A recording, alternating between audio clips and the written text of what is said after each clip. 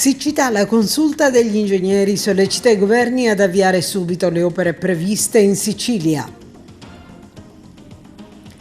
Il Parco Icori è una ricchezza abbandonata, una petizione per rivitalizzarlo. L'Agrigento Palermo fa una nuova vittima, sequestro di un'autobotte sprovvista delle autorizzazioni, perso e ritrovato un bambino ad Aragona, auto in fiamme a Favara. In 100 arrivano a Lampedusa, hotspot pieno di ospiti. Arriva l'ok al bilancio di previsione del comune di Agrigento, soddisfazione della quarta commissione, mentre la consigliera Alessia Bongiovi chiede notizie di 2 bagni autopulenti costati quasi 156.000 euro ancora non installati dall'amministrazione comunale. Pace Fest, Franco Castaldo parla del caso Emanuela Orlandi con il fratello Pietro, sfilata di moda a Realmonte, task force per la Scala dei Turchi, biblioteca in piazza a Raffadali. Partita a sfondo benefico tra l'Acragas e il Licata, Roberta Lala dice parte del ricavato andrà ai volontari che si occupano di randagismo.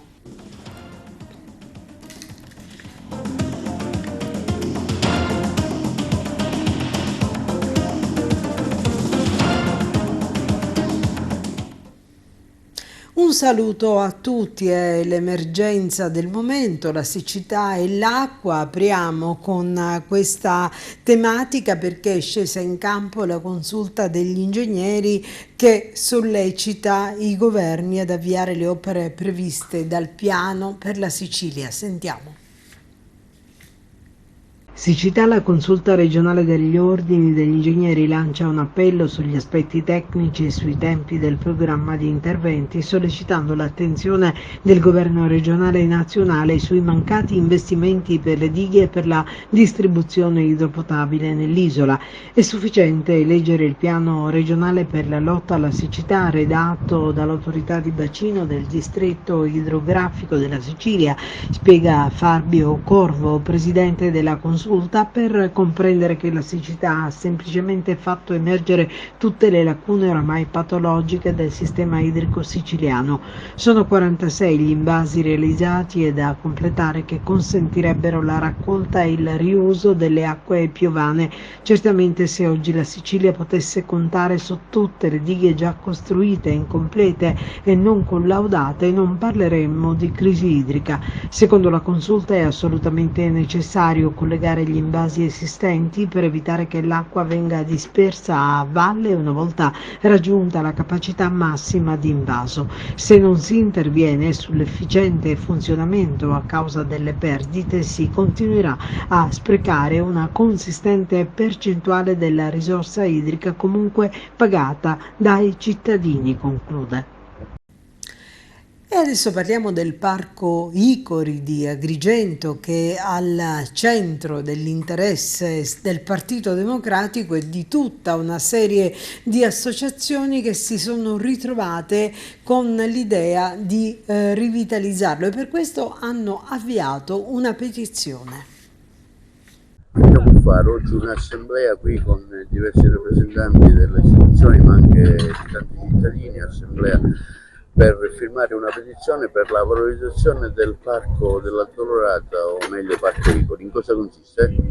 Abbiamo deciso di attenzionare la questione del Parco Icori. Sappiamo tutti che è una zona dal punto di vista ambientale particolarmente pregiata, al suo interno contiene anche delle strutture che sono particolarmente interessanti come un teatro, un cinema all'aperto, una pista di pattinaggio, però è una zona completamente abbandonata da decenni, che è stata trascurata, non è mai stata valorizzata e non ha mai rappresentato un momento importante per la città.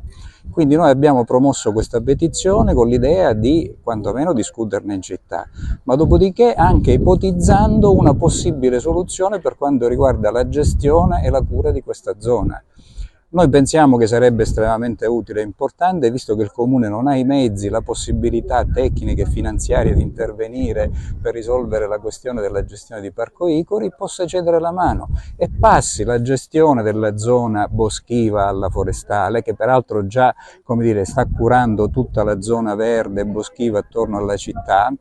E per quanto riguarda la gestione delle strutture che sono all'interno del parco, l'unica struttura che ci sembra in condizione di poterla gestire con un minimo di autonomia finanziaria è il parco archeologico. Quindi attenzioniamo questo problema, discutiamone, cerchiamo una soluzione e restituiamo alla città una zona dal punto di vista ambientale, dal punto di vista delle strutture estremamente importante, che va valorizzata anche in vista delle iniziative che ci saranno per Agrigento, Capitale della Cultura 2025. Sì, è molto sentito. Devo dire che la petizione è stata lanciata ieri pomeriggio e oggi siamo già a 200 firme online, quindi segno che c'è un interesse in città, che bisogna canalizzare, bisogna portare all'interno delle istituzioni, individuando soluzioni che siano praticabili e quindi non proposte vaghe.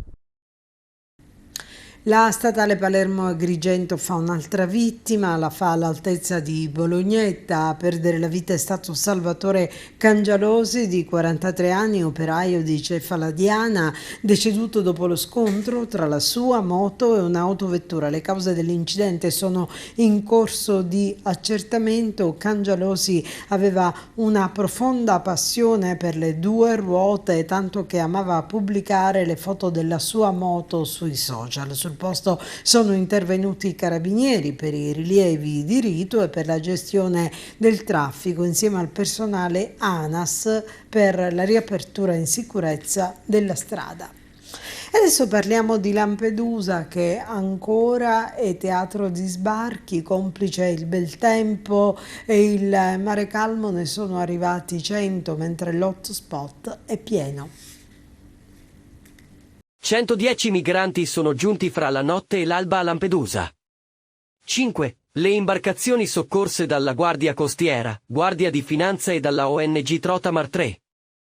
Un barchino, con 14 persone, compresi 4 minorenni e 3 donne, tra egiziani, libici, tunisini e marocchini, è riuscito ad arrivare direttamente sulla spiaggia della Guitgia. I migranti sono stati intercettati e bloccati da carabinieri subito dopo lo sbarco.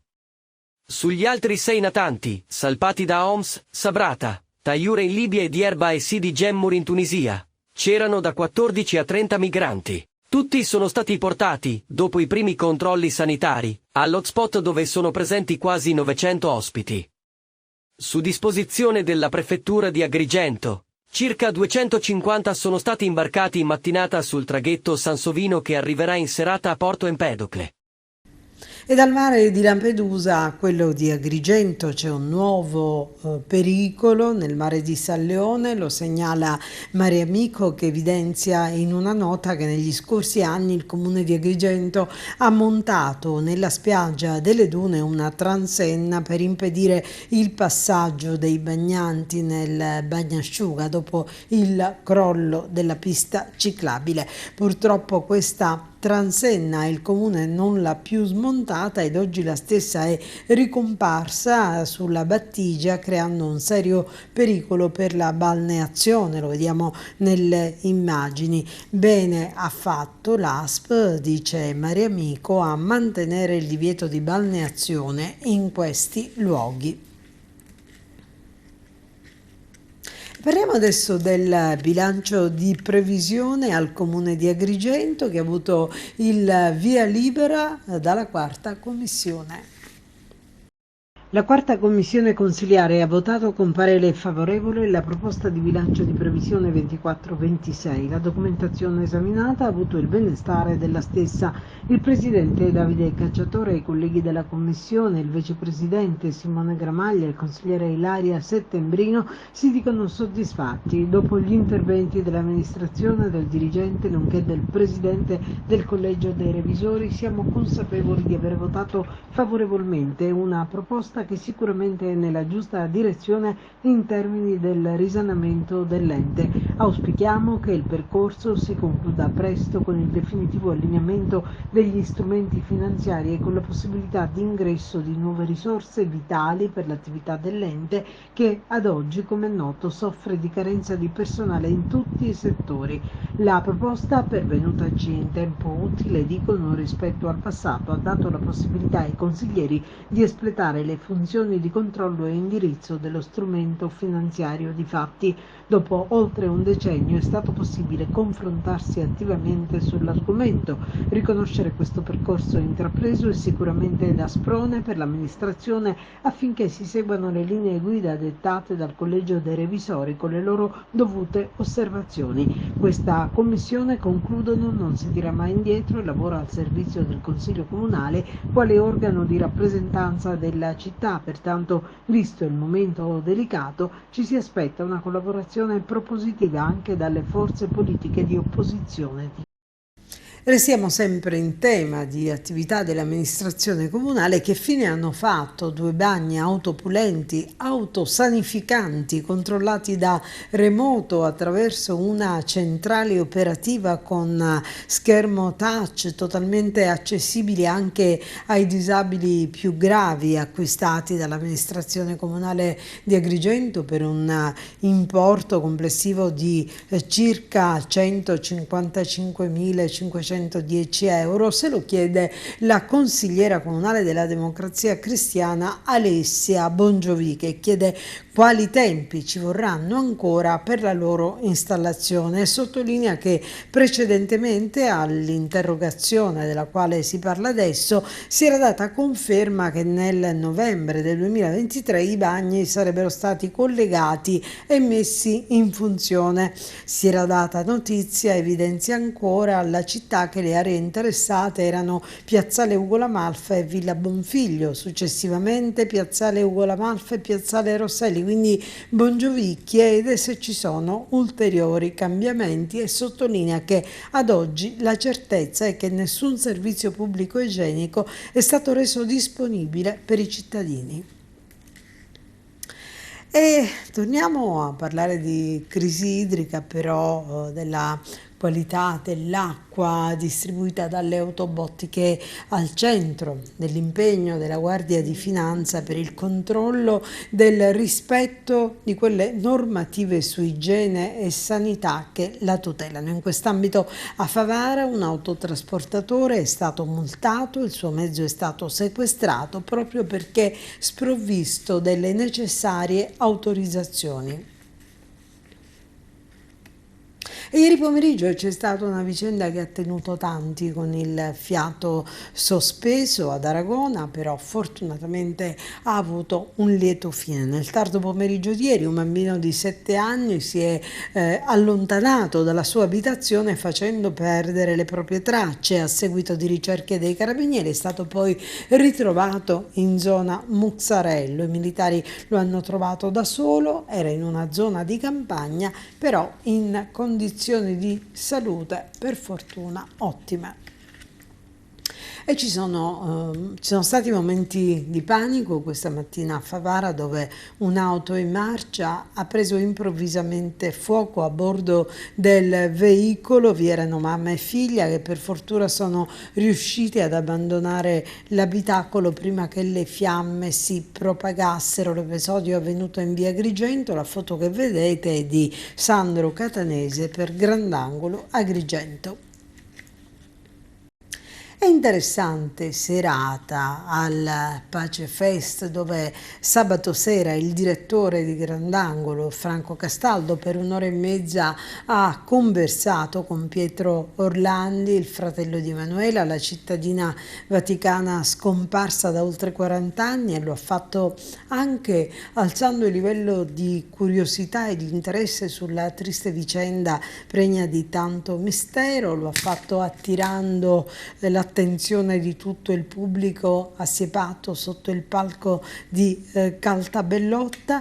A concludere Paolo Macedonio con il suo spettacolo Un fulmine a ciel sereno, ma ascoltiamo Franco Castaldo e Pietro Orlandi. Non avete fatto niente all'epoca, ma che scherzi?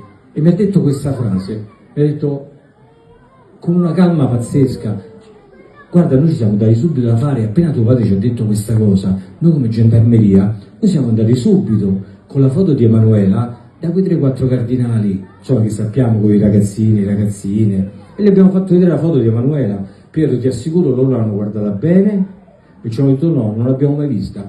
Quindi stai tranquillo, non gli è successo niente da quel punto di vista. Ma me l'ha detto con una tranquillità, parlava dell'83, cioè dell'83, gendarmi, la polizia vaticana, appena saputa questa cosa, sono andati dai cardinali a chiedergli scusi, lei che ha per caso abusato ed hai fatto qualcosa. E il cardinale non è che si è stupito, ma che è impazzito, ha guardato pure la foto, hanno guardato la foto per dire no, non c'entriamo niente. Cioè questa è una cosa assurda quando si parla della pedofilia dell'83, adesso si parla della pedofilia, anche il Papa parla della pedofilia, eppure il nome di Emanuele rimane tabù là dentro. Ma della pedofilia di cui parla il Vaticano, parla la Chiesa, io vi assicuro che è la punta di un iceberg, è la punta di un iceberg, te condanni quel monsignore, quello e quell'altro, perché ne devi salvare una marea, perché è purtroppo, io dico purtroppo, è nel DNA di certi ambienti, e come succede nel mondo si proteggono l'uno con l'altro. Fino a poco tempo fa i pedofili nel mondo che facevano? Mica li condannavano, li spostavano da una parte all'altra, le cose peggiori li mandavano in Africa, la cosa più assurda, dove potevano fare quello che volevano. Questo io quando vi parlo di Emanuela e finisco l'oggetto del ricatto, quando le cose si possono unire tutte insieme. Se c'è qualcuno di molto in alto che, parliamoci chiari, a me mi criticano tutto, ma se 4x4 cardinali era quasi normale, non è perché non è stato mai un reato, era un vizio, è un vizio, il cardinale lo sappiamo che se era normale per 4 cardinali, poteva essere anche per ex cardinali, per chi stava sotto, chi stava sopra i cardinali, poteva essere per tutti quanti. Chissà una cosa del genere, e io mo ti ricatto tutto il cucuzzaro qua, te fai questo, mo ti frego io. Documenti quello che fa Tizio, Caio, Sempronio, anche se ci stanno coinvolte persone che stavano in Italia, nella politica.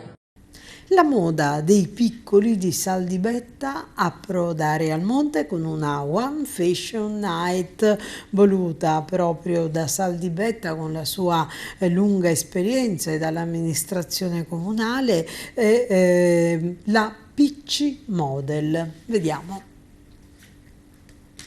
Realmonte questa sera ha proposto una serata dedicata ai più piccoli con una sfilata di moda, ecco, un particolare evento che ha voluto essere presente qui nella piazza centrale di Realmonte. Sì, per questo ringrazio il mio responsabile d'area, Saldibetta, al quale ho dato l'incarico di promuovere il territorio attraverso la moda, e lui l'ha fatto nel modo migliore perché ha messo al centro i bambini, che come diciamo sempre sono la nostra speranza e il nostro futuro, e io sono molto soddisfatta per l'attività di questa sera perché Realmonte in questo modo si promuove nel migliore dei modi, attraverso appunto le nuove generazioni ma anche con i più grandi, quindi con le generazioni messe a confronto. Che dire, io ringrazio ovviamente l'ufficio Costa Bianca per la buona riuscita dell'evento, oltre a Saldibetta e tutto il suo staff. Ringrazio Margherita Trupiano che ha presentato la serata e tutti i presenti, ovviamente gli attori di tutto ciò che sono i bambini, le ragazze, la stilista che ha fatto sfilare delle giovani modelle molto brave, e tutto lo staff. Diciamo sempre che Realmonte è nella via della bellezza, e questo ne è un esempio, perché non c'è stata solo moda stasera a Realmonte, ci sono state generazioni a confronto, l'ho detto prima, c'è stata la promozione di un territorio attraverso le nostre risorse, anche in termini di manifattura, in termini di case di moda, eccetera, e quindi si punta su una crescita che non è solo culturale, è socioculturale e anche economica, con tutto un indotto che riesce insomma a fare stare bene la gente, e in fondo questo è il compito di nostro, dei politici, dei primi cittadini. E quindi che dire, io vi do appuntamento alle prossime attività di Costa Bianca 2024, ci sono i cartelloni sui siti e quant'altro, e ai prossimi appuntamenti. Vi saluto dicendo che Monte c'è, è nella strada della cultura, della bellezza e anche nelle strade dell'economia, con attività come quelle di questa sera, e quindi che dire, alla veramente prossima. grazie e alla prossima. Parliamo di questa esperienza che ha avuto oggi a Realmonte, un'esperienza sicuramente bella e interessante insieme ai bambini. Lei è una nuova stilista emergente e ha avuto modo anche di fare sfilare alcune sue bellissime creazioni. Grazie. Sono creazioni uscite solamente dalle mie mani, perché sono anche sarta, non solo stilista. Ho iniziato già dal 1996 come sarta, poi ho intrapreso la strada della moda nel 2017 e poi sono andata in giro a varie città italiane, della Sicilia. La sua è una moda particolare e si ispira a cosa? Alla nostra Sicilia, perché la nostra Sicilia è ricca di cultura, di arte, di ricami, tradizioni, l'architettura dei nostri palazzi, un po' di tutto. Ma anche a Lettere ho saputo. Sì, anche a Lettina, ho fatto anche un abito proprio ispirato a Lettina che non ho portato oggi. Ho portato anche quello, ho fatto anche quello. Ecco, chi la vuole contattare, lei di dov'è esattamente? Io sono di Scordia, in provincia di Catania. Perfetto. E poi le mie pagine di Facebook e Instagram mi possono contattare là, su qualsiasi cosa. Adriana Arnetta, Nella qualità di? la qualità di direttrice della Pitch Academy Sicilia.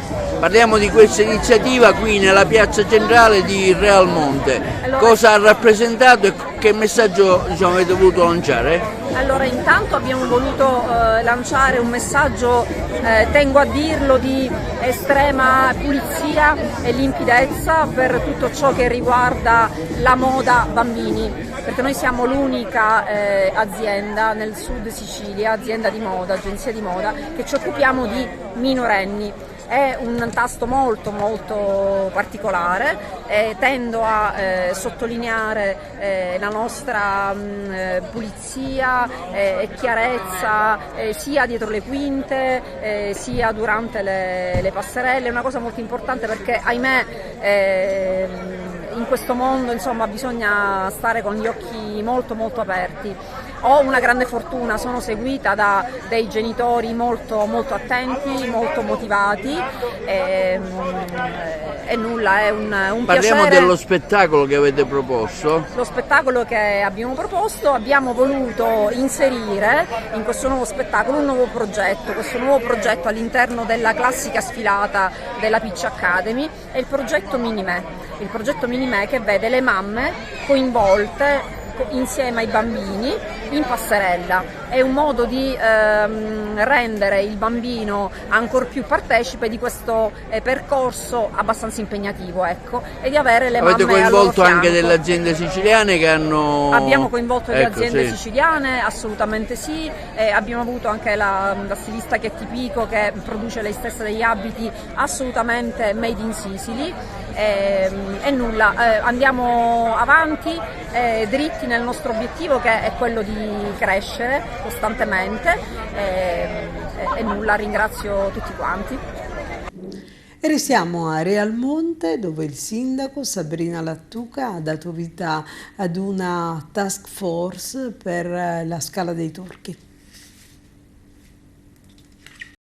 L'amministrazione comunale di Realmonte, guidata dal sindaco Sabrina Lattuca, nelle more della definizione dello statuto della fondazione, ha creato la Task Force Mai Scala dei Turchi. È composta da associazioni, privati e cittadini, in virtù della delibera di giunta comunale che ha istituito l'ufficio Scala dei Turchi. Il gruppo opererà sino al 31 ottobre 2024, senza nessuna proroga, su base volontaria e senza scopo di lucro, con l'obiettivo di contribuire alla tutela del sito Scala dei Turchi. Da agosto 2024, dichiara il sindaco Sabrina Lattuca, dopo anni di interdizione, grazie al tenace impegno di questa amministrazione, della giunta e della sottoscritta, è possibile accedere alla Scala dei Turchi.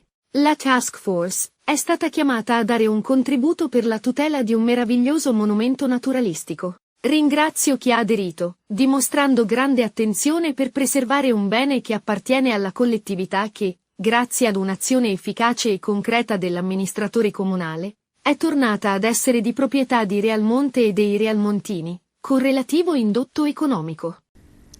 Grande successo per la biblioteca in piazza voluta a Raffadali dal presidente della stessa Enzo Alessi. Questa sera sarà la volta di Beniamino Biondi, scrittore, saggista, critico, con il talentuoso Damiano Tarallo che con le sue note arricchirà la serata. L'appuntamento è in Piazza Progresso alle 19 e condurrà la serata Mirella Gulisano.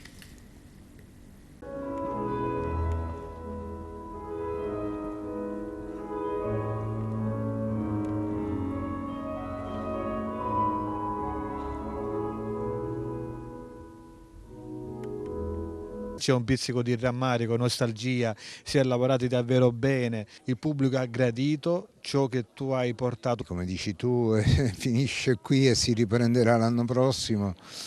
È stata una galoppata lunga un mese, piena di tante emozioni. Un ringraziamento a tutti gli artisti che hanno donato al pubblico con generosità le loro creazioni e il pubblico che ha apprezzato veramente, dandoci calore ogni giorno, ogni sera. Mi volete far parlare? Con lui bisogna accedere, tacere, ascoltare. Un grande spettacolo. Grandi apprezzamenti, io ringrazio tutto il gruppo di lavoro che è stato straordinario, a cominciare da voi, che ha aiutato tutto il festival a andare bene fino alla fine. Sono davvero con l'emozione di questo spettacolo appena finito che chiude il festival.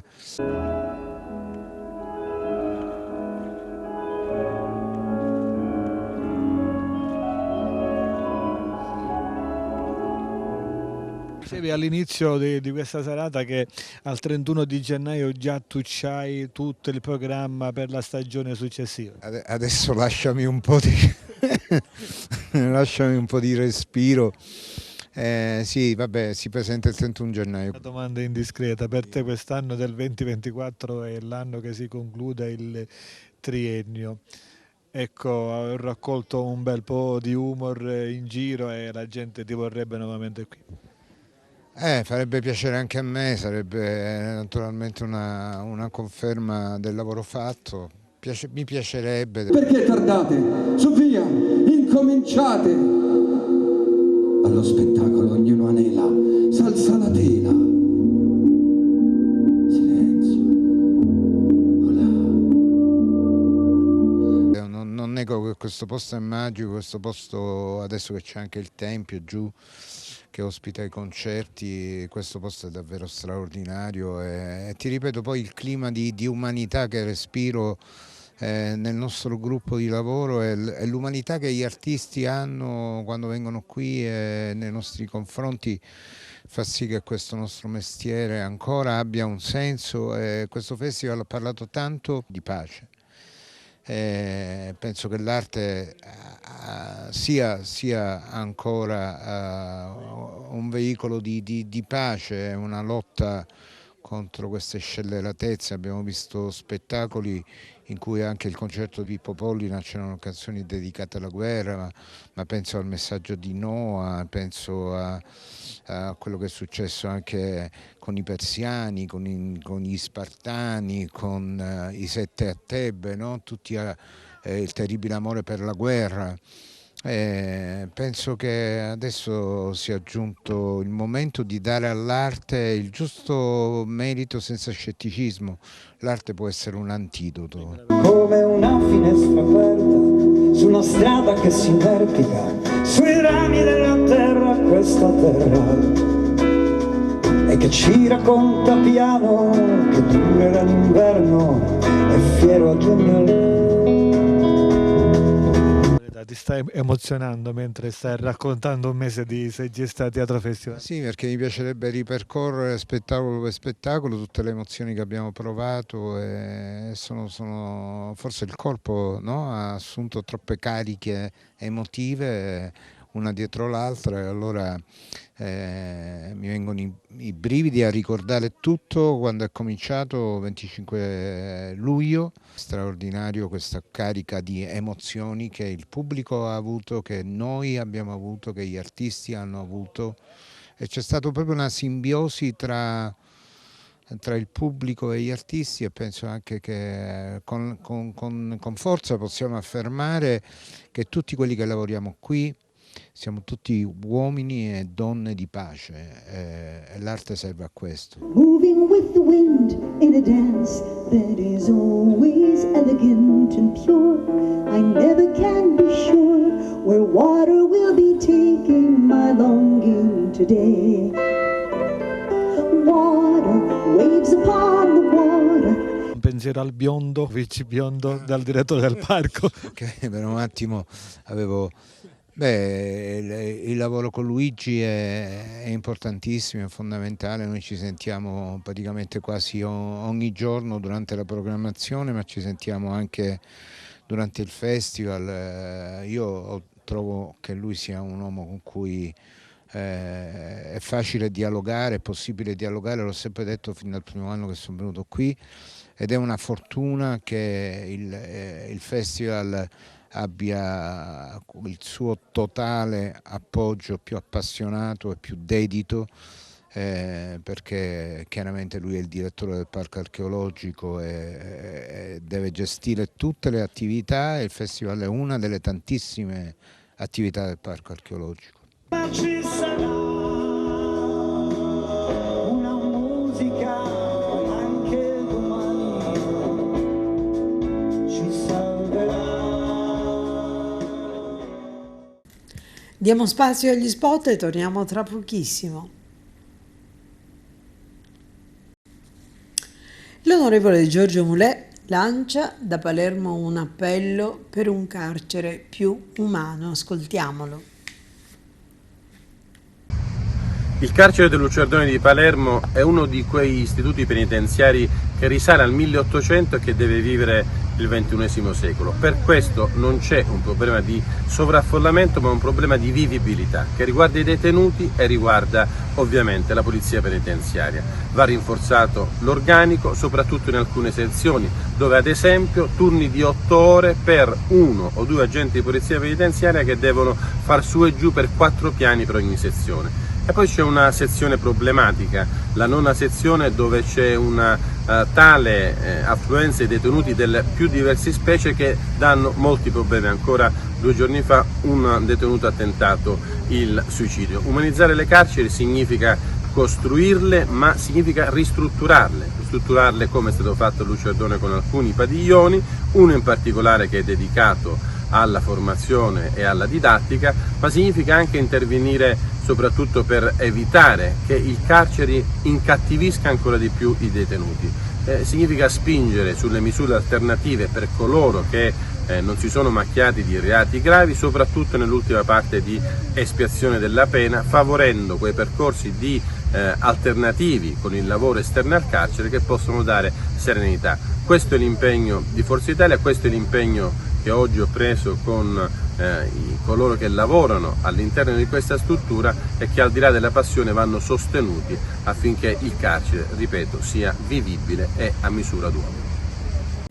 E adesso lo sport, un gesto che vale tanto. Il 1° settembre a Akragas Licata per ogni biglietto venduto €1 verrà devoluto in beneficenza alle volontarie del territorio che si occupano della gestione dei randagi. La proposta è di Roberta Lala, vicepresidente dell'Akragas. In occasione del derby di Coppa Italia Akragas Licata di domenica 1° settembre alle ore 16 allo stadio Seneto di Agrigento, l'incasso della gara, così come disposto dalla Lega Nazionale Dilettanti, sarà equamente diviso tra i 2 club Su proposta della vicepresidente dell'Agragas Roberta Laura, €1 per ogni singolo biglietto venduto sarà devoluto in beneficenza alle volontarie del territorio che si occupano del recupero e delle cure per gli animali randaggi.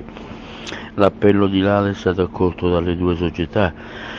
La dirigente dunque tiene a ringraziare sia l'Agragas che il Licata che hanno sposato il progetto benefico e ricorda l'impegno delle volontarie animaliste nell'occuparsi dei randaggi in difficoltà, affrontando così tante spese e il giusto riconoscimento per tante persone splendide che hanno a cuore la sopravvivenza degli animali feriti e abbandonate. Queste persone sono un esempio in un territorio difficile per gli amici a quattro zampe, conclude sottolineando tutto Roberto Lala. E c'è una bella impresa della nuotatrice favarese Melania Valenti che ha partecipato alla traversata a nuoto dello Stretto di Messina, ce ne riferisce Giuseppe Moscato. Bella impresa della nuotatrice di Favara Melania Valenti di 17 anni che nonostante la sua giovane età ha partecipato alla traversata a nuoto dello Stretto di Messina. Amante del nuoto ma anche delle arti marziali, il karate in particolare, la 17enne favarese è studentessa presso il liceo classico Empedocle di Agrigento.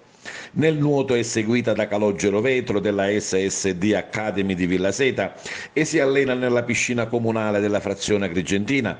Nella disciplina del karate specialità Kyokushinkai, Melania frequenta la scuola del maestro Andrea Caramanno e ha già conseguito la cintura gialla.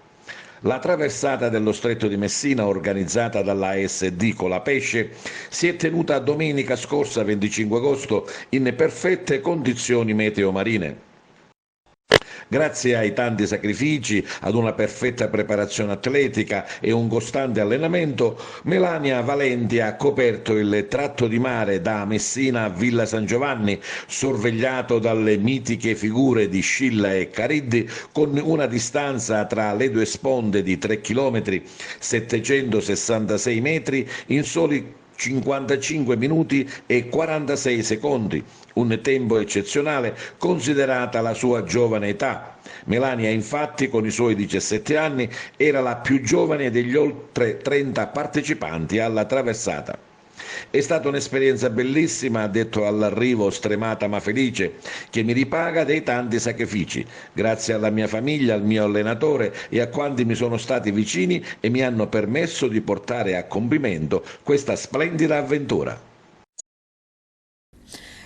Termina qui il nostro telegiornale, noi vi ringraziamo per averci seguito, vi ricordiamo che l'appuntamento con il nostro TG è sul 93 alle 15, alle 20 e alle 9 del mattino e poi sul 268 in tutta Italia l'intera nostra programmazione sul sito www.televideoagrigento.tv ovunque voi siate. Grazie per averci seguito, appuntamento alle prossime edizioni.